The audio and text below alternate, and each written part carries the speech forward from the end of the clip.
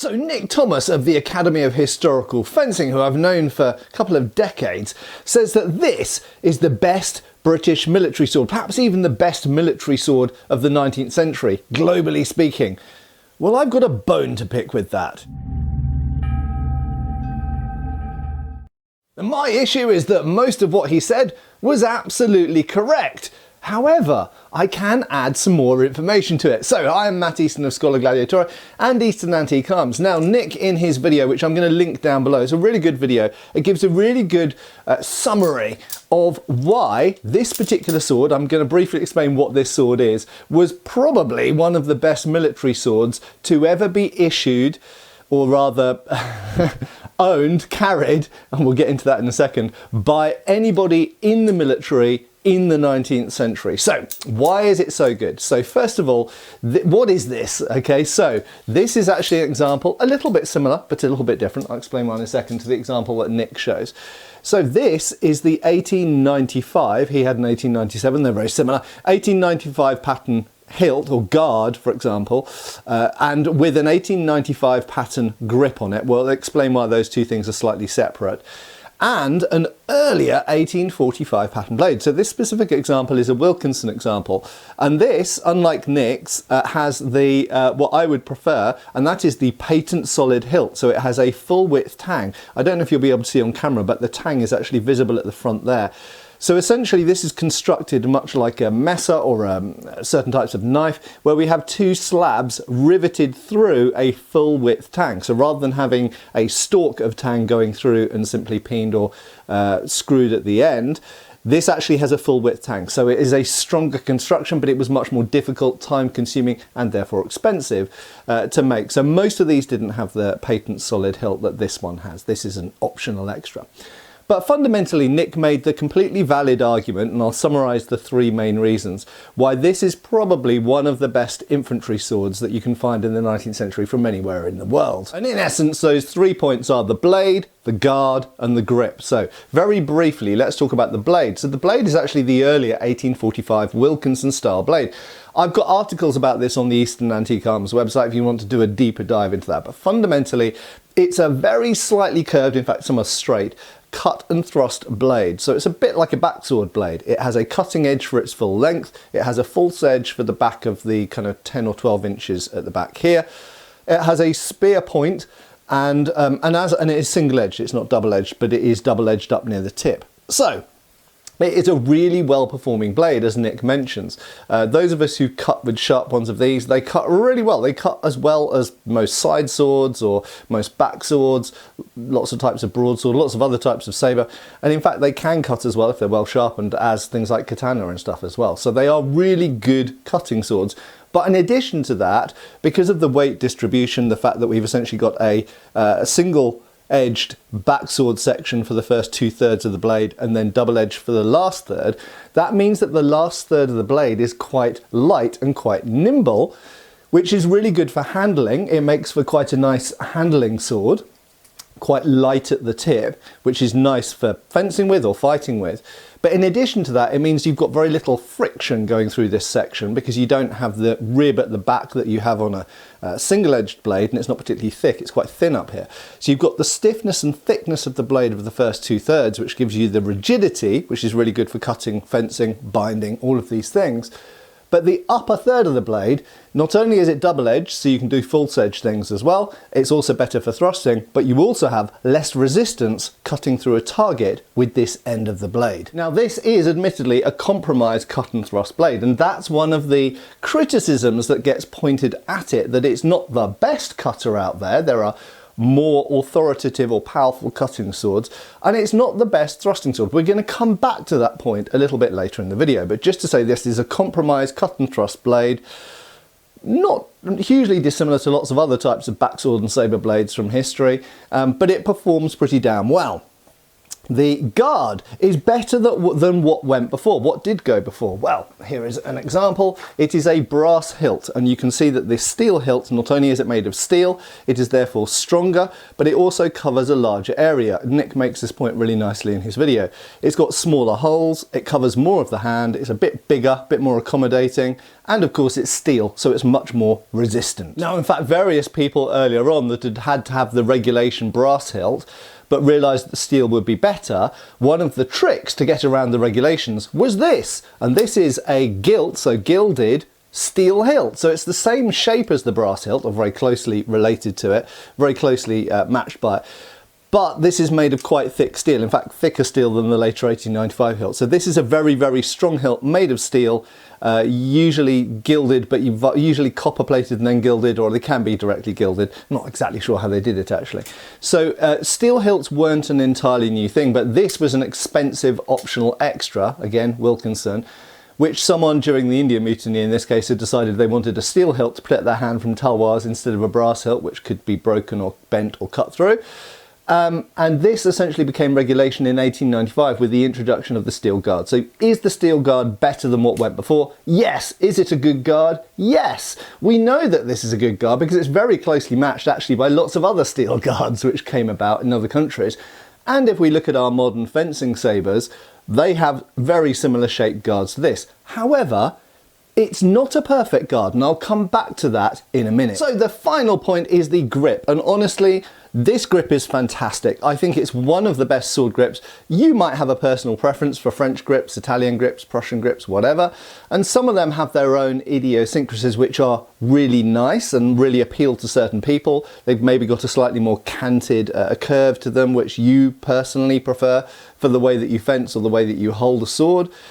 The thumb placer can vary on different swords, but overall I think it would be very difficult to criticise this grip that they devised for the 1895 pattern. Largely because it gives you a really good secure grip, and it's not really a controversial shape. It's basically straight.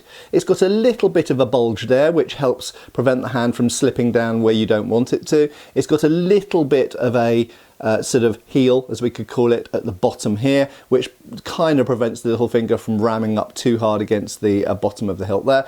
But most importantly, the whole back piece, as it was called, is fully checkered, or kind of knurled, you could call it, a bit like a Fairbairn Sykes grip. So this, and this also, the grip here has got stippling all over it. So usually with the regulation one, this is shark skin, which gives a really good grip. This one is actually composition, kind of like pre-Bakelite, because it's grip slabs either side of a full width hilt. So this is a non-regulation grip, but both of them are really grippy down here. But this bit on a lot of swords, and if we go back to the brass hilted sword for a second, they are quite smooth and slippery. Now, funnily enough, there are other swords, for example, Italian swords, where they came up with cool new shapes to increase your grip or grip position on the hilt, and yet they still are quite smooth at the front. And some people preferred this. They like to be able to slide their fingers and hand around a bit more easily on a smooth grip. This is mentioned in some Italian manuals. But the British, and I have to say me personally, not just because I'm British, prefer a grippy grip. So much like wrapping tennis wrap around a modern tennis racket or a golf club, this gives a really good secure grip, and I really, really like that, especially if you fence with your thumb up the back. Having this flattened area here, this platform for your thumb with checkering, makes for a really, really secure and safe grip. So a lot of what I've covered there is a brief version, abbreviated version of what Nick covers in his video. Again, link to his video down below, it's really good. This is a good sword, it's a really good sword, probably the best combination, I would say, the best combination sword that any British officer ever carried, actually, since the British armies existed. It is a really good cut and thrust blade made of good proofed, that is tested steel, spring steel. Obviously, materially speaking, late 19th century steel is better for the most part than, let's say, 18th century or 17th century steel. It's more reliable, it's more modern essentially. It is a pretty good thrusting sword, we'll talk about this in a second, and it is a pretty good cutting sword. And also importantly, and this is the point we'll come back to also, it feels and moves really good, really well. Now you can make a blade which cuts phenomenally, but is rubbish for fighting with. You can make an implement which penetrates and stabs really effectively, like a harpoon, but you wouldn't want to have to fight with it as a hand weapon. And those things are often separate, and I think people often forget that. But could we make this sword better? If we analyse the blade, if we analyse the guard, and if we analyse the grip, could those three elements have been even better than they are here? Well, the answer is fundamentally yes. I don't think it's a perfect sword by any means. Now, first of all, we're going to talk about the grip. Now, funnily enough, I actually think the grip is pretty much perfect. For me personally, if I was making a sword to go into combat today, or even just for fencing in HEMA competitions today, that, to me, is pretty much a perfect grip. Now, for me personally, remember when you make a regulation sword or you make a model of something, or even when you make a product to sell to customers, you have to decide what is going to be the most popular for most people. And I honestly think this grip would suit pretty much most people.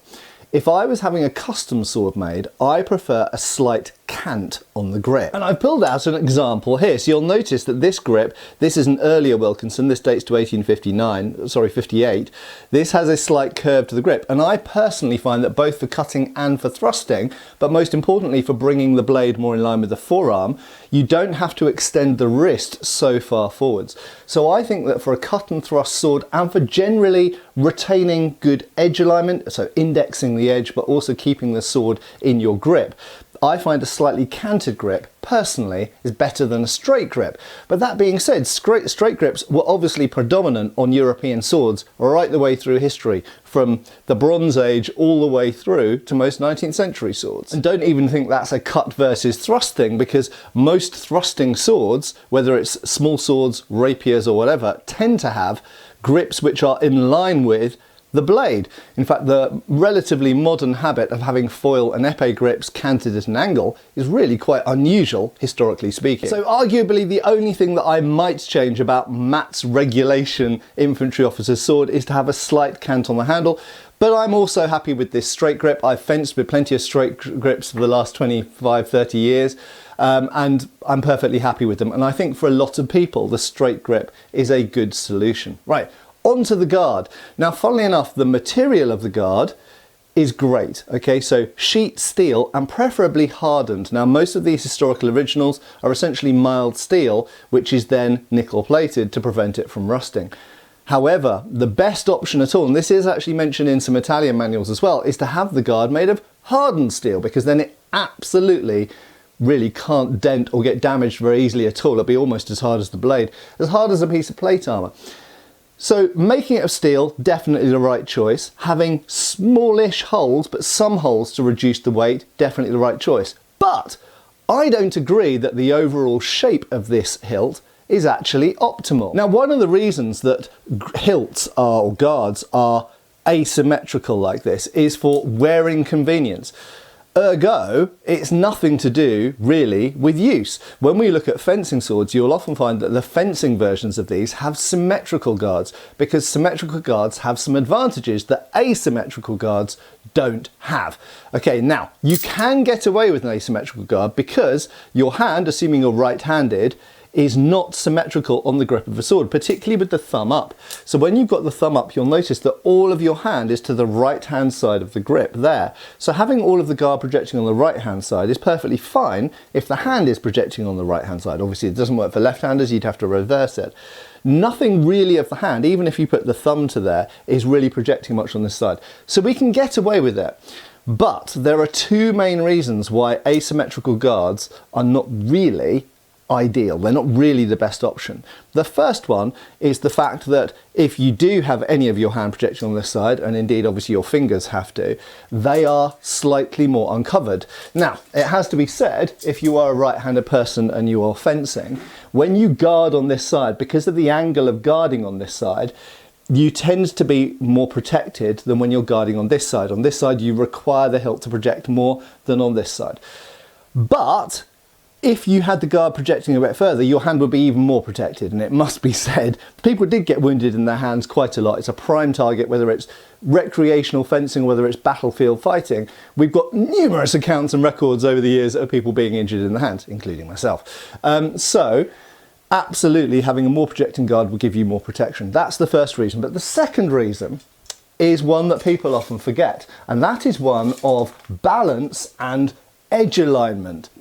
So if your hilt projects more on one side than on the other, in the act of moving your sword around, whether you're parrying, whether you're just tracking it through the air, or whether you're cutting, it will slightly unbalance the sword and have a tendency of making it want to twist in your hand. So Wilkinson and lots of other people, it has to be said, in history, came up with something that they called the equibalanced hilt. And here I have one.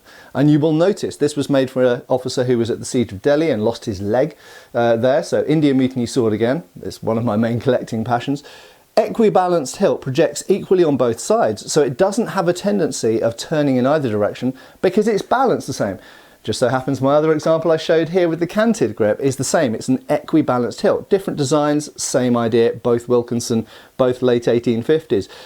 So the equibalanced hilt offers just as much protection as the 1895 guard, and yet admittedly for a little bit more weight, but it is a more balanced and more protective guard. So I've suggested perhaps some small improvements to the grip, but the grip is pretty close to perfect, I think. I've suggested one main improvement to the guard because I think the guard could be improved. Now let's come back to this blade. Was this 1845 pattern blade the perfect blade for the Victorian or Edwardian British officer for fighting on foot? Well, so Nick makes a really good point. Nick says the greatest thing about this is it is a good compromise blade. It's a cut and thrust blade, so it's not the best thruster in the world, it's not the best cutter in the world, but it does both things adequately well. And this is a really, really important point which Nick touched on as well. This type of blade is what most people would most comfortably fight with and do. Even in more modern HEMA context, if you look at most modern HEMA sabres, they're kind of like this. They've got a bold steel guard and they've got a relatively narrow but not too narrow cut and thrust blade. So when you hit someone, you know you're going to do some damage. When you thrust someone, you know you're going to do some damage. But importantly, because it's not overly wide, it's quite nimble. So it's nice to fight with, it's quick to defend with, it's quick to attack to different openings with. If we used a massive great cleaver, yes, it would cut more, but it'd be awful to fight with. You'd be very slow and cumbersome with it. This is a nimble weapon that still cuts quite well. And in terms of thrusting, yes, indeed, you could just pick up a, if we had a sword like this, the beautiful Osborne and Gumby 1796, yes, this will cut better than the 1845 blade, but it's not a very nimble sword. If you have someone using this against someone with using that 1845 blade there, usually the person using the more standard Victorian sabre will land hits more successfully more of the time than the person using this. The person using this will be slower and a little bit more cumbersome. And conversely, you say, well, why not make it into more of a thrusting blade? Like indeed the later full 1897 pattern. Well, the ultimate thrusting blade has to be the small sword or arguably the rapier, in their various different forms. And the whole point of this sword is it's so dedicated towards the thrust that you can't cut with it. And of course, most people in combat do tend to swing and cut. If you want a sword that is going to cut and thrust, you can't use a small sword because a small sword can't cut. Even the edged small swords are very narrow and they might have some cutting capacity, but not enough to get through a military jacket or Afghan robes or whatever.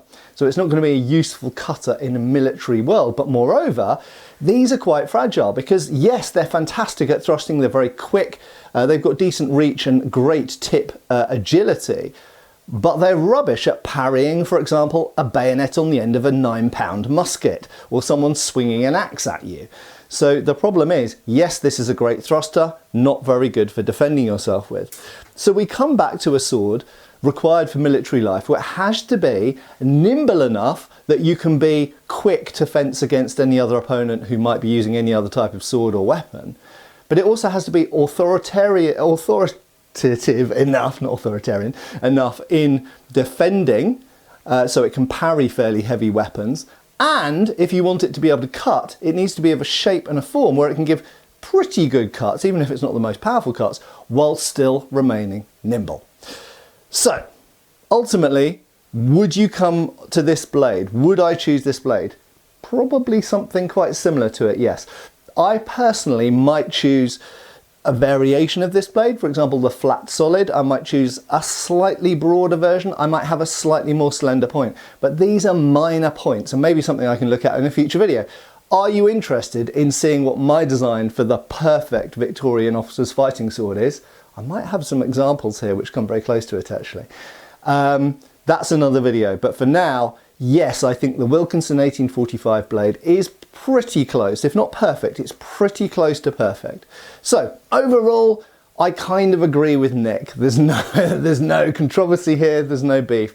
However, I would say, particularly of these three elements, guard, blade and grip, I personally would change the guard. I think the guard could have been made better, especially when already going back to the 1840s and 50s, they'd already been making what I would class as better guards than this one, and this is 1890s. So 50 years earlier they were already making better guards than this, and I think that they should have used that old guard, the scroll guard, on here.